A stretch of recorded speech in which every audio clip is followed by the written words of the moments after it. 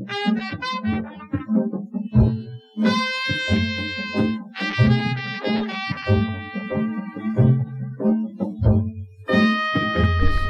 always loved comedy, and I was also an only child, so I was really used to being the center of attention. And I learned really early on, saying things that other people are unwilling to say or uncomfortable saying gets kind of like a grateful laugh. I was always the caller outer of the elephant in the room. And so I enjoyed, and I did acting, and I've always enjoyed public speaking and stuff like that. So yeah.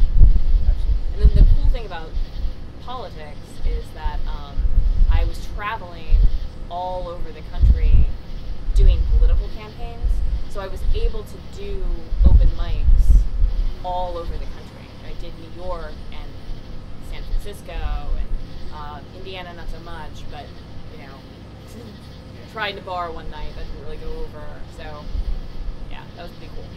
I mean, so everyone's like, it's really hard to be a comic and a girl, and I hear that mostly from men. And mostly from men that have heard things like women aren't funny. And I think that and again, been doing this for 2 years, not an expert on anything, I think it's way easier.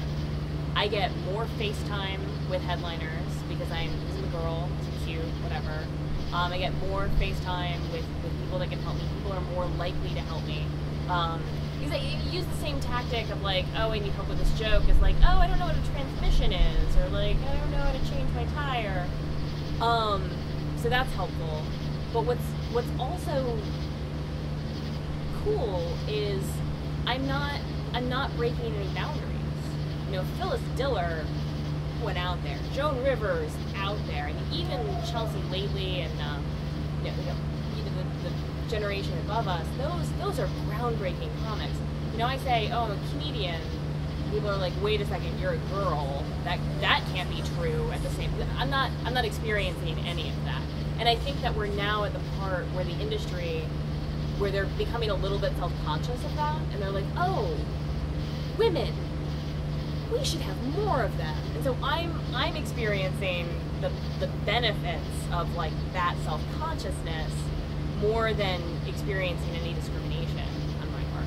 What I will tell you though is that at a comedy festival or like in a green room, sometimes there's the assumption that I'm there with one of the other real comics. But once you're past that, it's all golden. Yeah.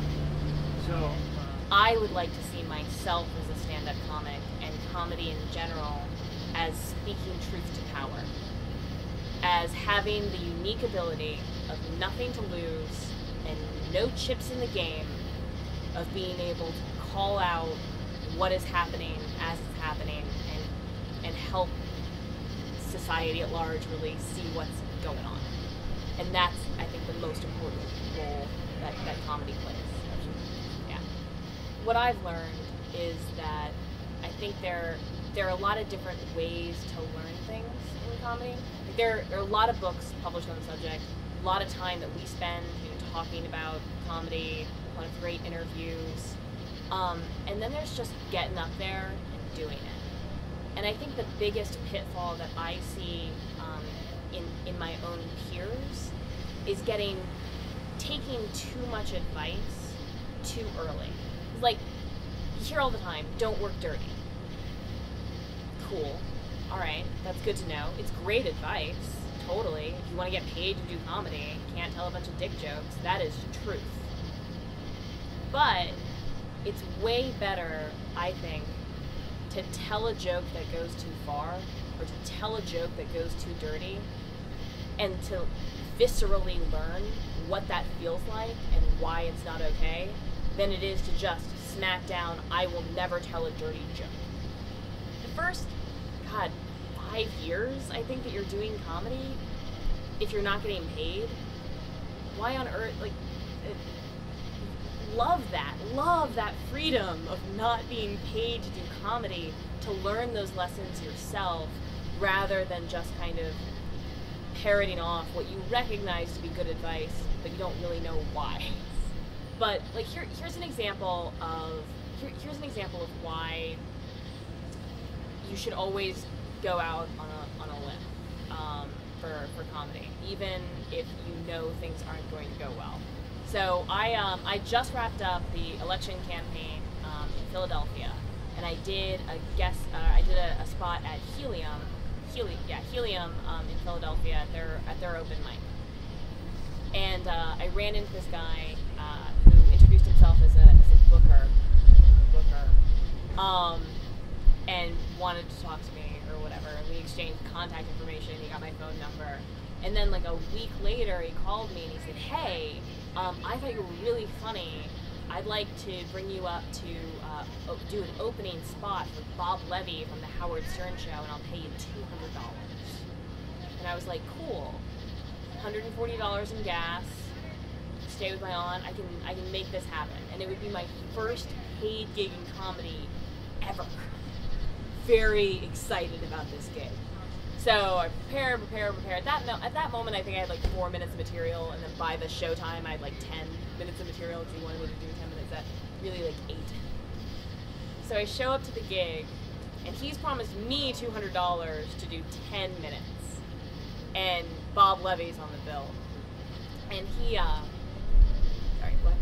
Go ahead. Oh, so Bob Levy's on the bill, and he calls me, I walk in, he's charging $15 a ticket. There are like maybe 30 people in the room. So I'm terrible at math and don't pick up on that right away. Bob Levy walked in, looked around, realized he wasn't getting paid, and walked out. So now Dan Luther, like the guy, walks up to me and is like, "Can you do half an hour?" And I was like, "No, I can do 8 minutes." And that's it. I can do 8 minutes exactly.